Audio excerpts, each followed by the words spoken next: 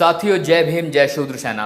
मैं सतीश बौद्ध आप सभी का आज की इस चर्चा में इस्तकबाल करता हूँ, खैर मकदम करता हूँ। मैं उम्मीद करता हूँ कि आप सब अपने परिवारों में खुश होंगे, खुशहाल होंगे और ऐसी मंगल कामनाओं के साथ आपके बीच में उपस्थित हुआ हूँ। सवाल ये है कि सतीश जी, आपने शूद्र सेना शब्द का इस्तेमाल क्यों किया और शूद्रों का ही क्यों इस्तेमाल किया? मैं चंद एक सवाल करना चाहता हूँ। सवाल बड़े गंभीर हैं और आप भी इस पे विचार करिएगा। एक्चुअली मैं बौद्ध हूँ। मैंने अपना रिलीजन, जो जिस धर्म में मैं पैदा हुआ था, जिस जाति में मैं पैदा हुआ था, मैंने वो छोड़ दिया। फिर मैं बुद्धिस्ट हो गया। बुद्धिस्ट होकर के मैंने, यकीन जानिएगा, लोगों में बुद्ध धर्म का बड़ा प्रचार किया है और अभी भी कर रहा हूँ। और लॉन्ग टर्म उद्देश्य यही है कि मैं बौद्ध था, बौद्ध हूँ और बौद्ध ही मरूंगा। इसमें कोई डाउट ही नहीं है, कोई डाउट नहीं इस बात में। खैर, लेकिन सवाल जब आता है तो कुछ स्थिति बड़ी गंभीर हो जाती है। मतलब मुझे कई बार ऐसा लगने लगता है कि जब सामाजिक काम की बात होती है, राजनीतिक काम की बात होती है, तो बड़े भारी भरकम शब्द हमारे पर थोपे गए। बहुजन, मूल निवासी, शब्द तो अच्छे हैं और मैं इनके खिलाफ भी नहीं हूं, लेकिन आज वर्तमान समय में क्या इन शब्दों की प्रासंगिकता बाकी रह गई है? जब देश में पूरी तरह से हिंदुत्व की राजनीति हावी हो चुकी है और पूरे देश को हिंदुत्व के नजरिए से देखा जा रहा है, तो ऐसे में बहुजन विचार के जो प्रचारक थे वो भी परशुराम में अपना भविष्य तलाश रहे हैं, ब्राह्मणों में अपना भविष्य तलाश रहे हैं। वो जो समाजवादी विचारधारा थी वो आज परशुराम में अपनी जो है भविष्य तलाश रहे हैं। मैं ये कहता हूं, मैं बहुजन हूं, बहुजन हो गया। ये बताओ, बहुजन होने से क्या मैं अब चमार नहीं रहा? क्या बहुजन होने से मैं अब तेली, तमोली, खटीक, धीमर, चूल्हा, चमार, अहीर, महार, कुम्हार, कोरी नहीं रहा क्या? बेशक रहा, बेशक रहा, निश्चित रूप से रहा। तो फिर बहुजन बनने से मुझे लाभ क्या हुआ?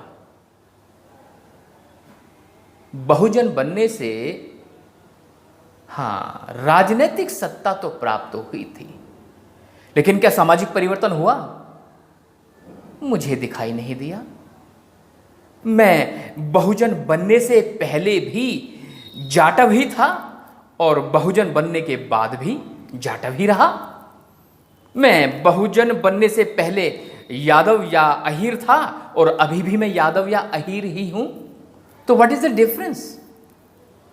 There is no difference at all. कोई डिफरेंस ही दिखाई नहीं देता। तो इसका मतलब क्या हुआ? राजनीति करने के लिए सहूलियत प्राप्त हो जाती है, लेकिन सामाजिक परिवर्तन होता दिखाई नहीं देता। अगर मैं ये कहूं, मतलब स्थिति देखो, जैसे ही मैं बहुजन महसूस करने लगता हूं, मैं अपने आप को मूल निवासी कहने लगता हूं, अपने आप को बौद्ध मानने लगता हूं, तो कुछ एक परिवर्तन आते हैं। पहले तो मैं अपने आप को अंबेडकरवादी कहना शुरू कर देता हूं, पहली बात। दूसरी बात, मैं अपने परिवार में जाकर के ये सोचना शुरू कर देता हूं कि मेरी घरवाली अब सिंदूर नहीं लगाएगी, मेरे घर में हिंदूवादी रीति रिवाज अब नहीं मनाए जाएंगे, मेरे घर में हिंदुओं के त्योहार अब नहीं मनाए जाएंगे। मैं सहमत हूं इस बात से, मैं सहमत हूं, लेकिन क्या वास्तव में हिंदुओं के त्योहार मनाए जाने बंद हो गए? क्या वास्तव में हिंदुओं के रीति रिवाजों से, नामकरण संस्कार से लेकर के मृत्यु संस्कार तक होने बंद हो गए हैं क्या? नहीं हुए, नहीं हुए। तो सामाजिक परिवर्तन की दिशा में काम नहीं हुआ। तो what we need to do? हमें जातियों के आधार पर बांटा गया है। तो मैं ये कह रहा हूं, शूद्र होने के नाते हम जातियों को तोड़ के कम से कम शूद्र तो हो सकते हैं। अगर हम जातियां समाप्त करके जातियों के पुलिंदे को केवल और केवल यह एहसास कराया जाए कि हम शूद्र हैं, तो एक शक्ति बन सकती है ना। शक्ति क्यों नहीं बनेगी? मैं आपको बताता हूं। वो लोग ध्यान से सुने जो पिछड़े वर्ग के हैं, अदर बैकवर्ड क्लासेस के, चाहे आप जाट हों, चाहे आप गुजर हों, चाहे आप यादव हों। तो आप ध्यान से सुने कि जब आप पैदा हुए थे तो आपके माँ बाप ने एक ब्राह्मण से आपके नाम की जन्मपत्री बनवाए थे। उस जन्मपत्री को उठा लो। जब उस जन्मपत्री को आप उठाओगे तो जन्मपत्री में साफ साफ लिखा हुआ है आपका वर्ण है शूद्र और आपका गण है राक्षस।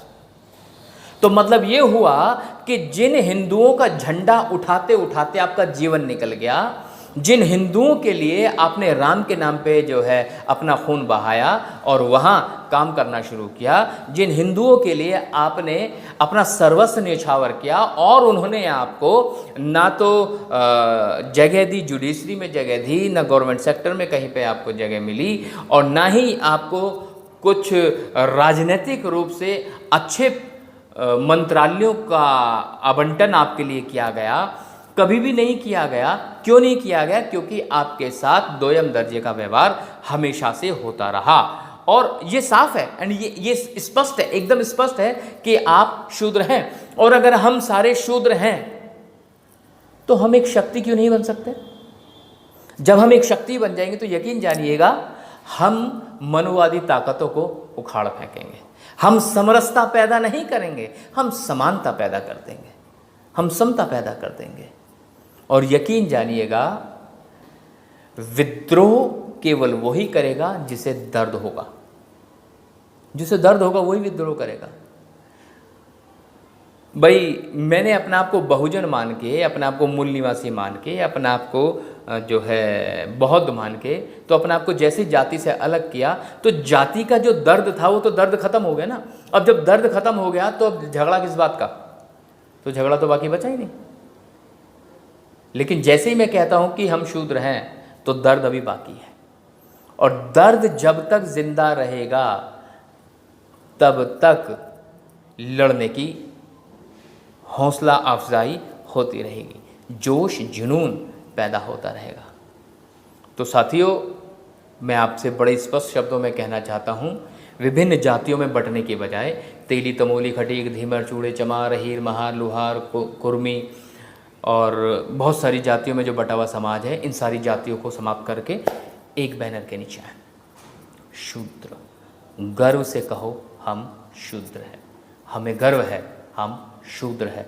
और शूद्र सेना आपको एक ऐसा प्लेटफॉर्म देती है जहां आप अपने विचारों को खुले तौर पर रख सकते हो। शूद्र सेना आपको एक ऐसा प्लेटफॉर्म देती है जहां आप अपने मन में आई हुई भावनाओं को व्यक्त कर सकते हैं। तो मैं आपसे भी से निवेदन करूंगा कि इस विचार को अपने मस्तिष्क में गहनता से सोचें, विचार करें और शूद्र सेना के साथ आकर के शूद्र सेना के साथ स्वयं को मजबूती प्रदान करें। इन्हीं शब्दों के साथ मैं सतीश बौद्ध आप सभी से विदा लेता हूँ। फिर किसी और दिन किसी और मुद्दे के साथ आपके बीच में उपस्थित रहूँगा। तब तक के लिए जय भीम, जय शूद्र सेना।